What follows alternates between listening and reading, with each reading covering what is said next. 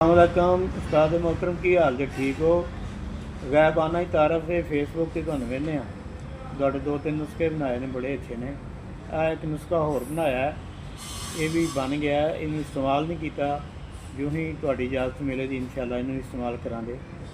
मैं गुजरांवाले तो हकीम मोहम्मद जावेद चिश्ती साबरी जुए दुआखान है मेरा, तो इंशाअल्लाह कोई प्रोग्राम बनाने तुहाडे नाल मुलाकात भी करांगे इंशाअल्लाह।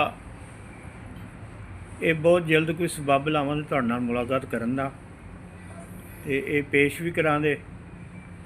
ते अगला स्टैप जिहड़ा तुसीं दस्सिया सी वो सी कि तुसीं कोई संड चीज़ लै के उहदे दो चार कतरे पा के तशवीह दिओ, 10-12 तशवीह देण नाल वो संड खुल जावे जी। वो भी इंशाअल्लाह असीं एक शिंगरा बनाया जिहड़ा 3 किलो कोलियां दी अग्ग च नहीं जांदा, ਉਹਨੂੰ तजर्बा करके तो वह भी जनाब की खिदमत में पेश करांगे। अस्सलामु अलैकुम। अस्सलामु अलैकुम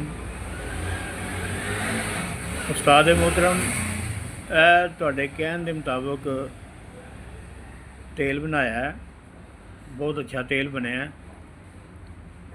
ये तेज़ाब शोरा, तेज़ाब नमक, तेज़ाब गंधक एक पास ही 30 ग्राम ये फास्फोरस पेंडाऑक्साइड पाया सी।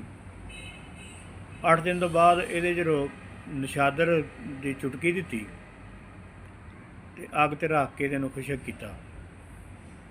ये बिल्कुल खुशक हो गया सी पत्थर की तरह। इन थले रखा, ये तेल शेल नहीं सी होया। फिर ये 4 किलो पानी पा के उड़ाया, पानी उड़ाने तो बाद रखा तो 10 दिन तो बाद तेल हो गया।